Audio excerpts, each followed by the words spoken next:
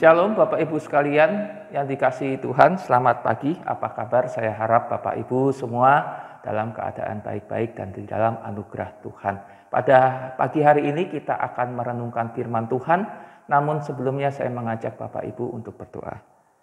Tuhan Yesus, terima kasih untuk kasih setia kebaikan Tuhan dalam hidup kami. Pada hari ini kami akan merenungkan firman Tuhan. Tuhan memberkati, Tuhan menolong kami sehingga kami makin hari makin mengenal isi hati Tuhan. Terima kasih Bapa, dalam nama Tuhan Yesus kami sudah berdoa. Amin. Firman Tuhan pada hari ini terambil dari 2 Petrus pasal 2 ayat 5. 2 Petrus pasal 2 ayat 5. Saya akan bacakan, Bapak Ibu saya persilakan menyimaknya dalam hati. 2 Petrus 2 ayat 5. Dan jikalau Allah tidak menyayangkan dunia purba, tetapi hanya menyelamatkan Nuh, pemberita kebenaran itu, dengan 7 orang lain ketika ia mendatangkan air bah atas dunia orang-orang fasik. Bapak Ibu sekalian yang dikasihi Tuhan, kita semua tahu kisah daripada Nuh, di mana Nuh itu hidup di zaman orang-orang yang jahat, orang-orang yang hidupnya tidak taat pada perintah Tuhan. Yang menariknya, di dunia yang begitu jahat, Nuh dengan keluarganya jadi berdelapan, ya, itu tidak goyah, tidak goncang imannya, terpengaruh oleh hal-hal di sekitar mereka yang tidak berkenan di hadapan Tuhan. Dan kalau kita memperhatikan di dalam kisah Nuh, maka kita bisa menemukan bahwa Tuhan tidak tutup mata atas apa yang dilakukan oleh Nuh dan keluarganya. Ketika Tuhan menghukum dunia dengan air bah, Tuhan tidak menutup mata terhadap Nuh. Nuh tetap diselamatkan dengan berserta keluarga, berserta anak, istri, dan mantu. Tetap Nuh diselamatkan. Nuh diperintahkan untuk membuat bahtera yang besar untuk menyelamatkan dirinya dan keluarganya. Nah, Bapak Ibu sekalian yang dikasihi Tuhan, Allah tidak melihat berdasarkan apa yang mayoritas.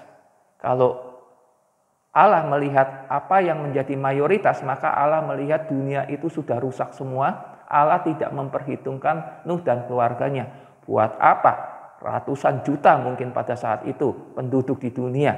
Ya, saat itu begitu rusaknya dan hanya Nuh dan keluarganya, itu berapa persen saja dari penduduk dunia, 0,00 sekian persen mungkin ya. Tetapi Tuhan memperhatikan yang kecil gitu, yang kecil, yang sedikit, tetapi percaya, tetapi taat. Tuhan selamatkan. Bapak Ibu sekalian yang dikasihi Tuhan, apa yang bisa kita pelajari dari kisah Nuh? Ya, Bapak Ibu sekalian, kita hidup di dunia yang rusak. Kita hidup dikelilingi oleh dunia yang membuat kita menjauh dari firman Tuhan.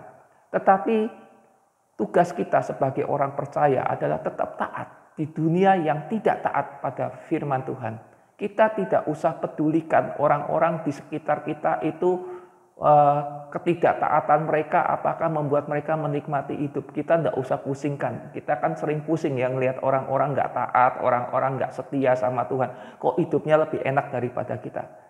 Kita tidak usah pusingkan hal itu. Yang perlu kita lakukan adalah bagaimana kita terus-menerus taat di dalam dunia yang begitu rusak. Kenapa? Percayalah, walaupun seluruh dunia ini semuanya tidak taat pada firman Tuhan dan hanya Bapak Ibu sendiri saja yang taat firman Tuhan, Tuhan tetap memperhatikan, Tuhan tetap melindungi, Tuhan tetap menyertai Bapak Ibu.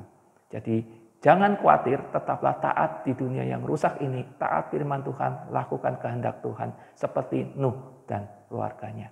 Mari kita berdoa. Tuhan Yesus, terima kasih. Kami sudah merenungkan firman Tuhan, biarlah melalui apa yang kami renungkan, kami belajar untuk taat di dunia yang sudah rusak oleh dosa ini. Kami percaya Tuhan memperhatikan kami, Tuhan menyertai kami. Terima kasih Bapa, dalam nama Tuhan Yesus kami sudah berdoa. Amin.